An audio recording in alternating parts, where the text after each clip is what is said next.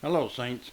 I'm looking in Revelation here and really taking some notes from a book by Roy C. Naden called Discovering Christ and the Numbers and Symbols of the Apocalypse. It was published shortly before he passed away. And I think I would recommend you get his book on his commentary or his book on Revelation, The Beast and the Lamb. And you might be able to still pick up some of those on Amazon. He's talking about symbols and stuff, and in one he's talking about the word the sacred nails. When we're reading our English Bibles, we're just reading sanctuary. But there's another word for sanctuary that's used vastly more than nails is. But when the word nails is used, which is in the book of Revelation, you'll see it used, it's referring usually to the inner sanctum, the Holy of Holies. And here we see that this Holy of Holies is something that Paul refers to often to the church.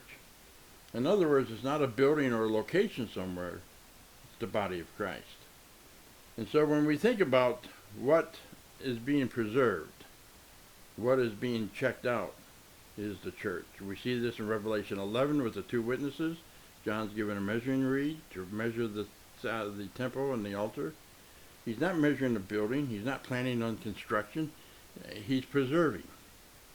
And what he's preserving isn't a building, but a people, God's church. It's easy to miss this stuff because it's in English. And if we spoke the language it was written in, we might have a little bit of an understanding of what John was trying to say because we'd be speaking from the same language. That's just one barrier we have to cross. The other barrier is time and space. John wrote this 2,000 years ago, and the mindset was very different than it is today. And he wrote it in a different part of the world, so we're talking about context of location and time and space. And so these things can interfere with how we might understand it. And when we push how we understand something, it's very easy to put our own ideas into it and overwrite what the author was really intending to say. Now this is important for us to understand this little concept I just mentioned, is that what we're interested in is preserving the people of God. And this idea is not largely brought out in the sanctuary doctrine of Daniel chapter 7, 8, and 9. Well, chapter 8, verse 24. The answer to the question in 13 was on the 2,300 evening mornings, then the sanctuary will be cleansed. Well, we know the word isn't cleansed in the classic sense of the Hebrew word used for cleanse, especially in context of the sanctuary. And you can see this in Leviticus 16. But it's more apt to be meaning of cleaning in that it's preserved. One would be justified, made sure. And what's being justified? What is finding its place in the sanctuary after 2,300 days is the tabernacle, or the sanctuary of God.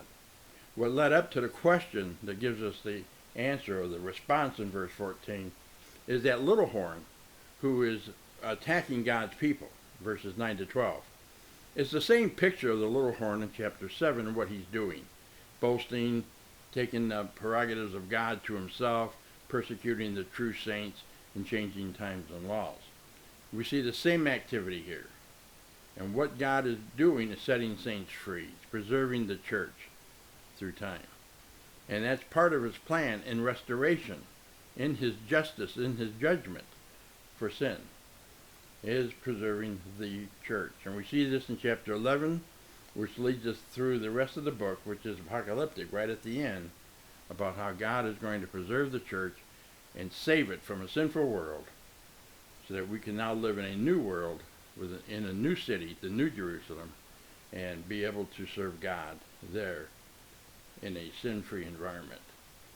You know, we were found by God suffering the guilt of sin in our life. And when we accepted Jesus, we were free from it. But we weren't free from its presence around us, and its presence in our life. We're all sinners saved by grace. But when Christ comes and makes that new world, that new sanctuary, that new tabernacle of his people, we will be free from the presence of sin. And that's the ultimate goal of restoration and reconciliation that God is moving towards as he takes this world back from Satan after the fall of man, put us into a bad position. So we have hope. Revelation is a hope and a future. And we see it everywhere we read, that it is nothing that we need to fear but trust God, that he has the plan worked out to save his people. Blessings.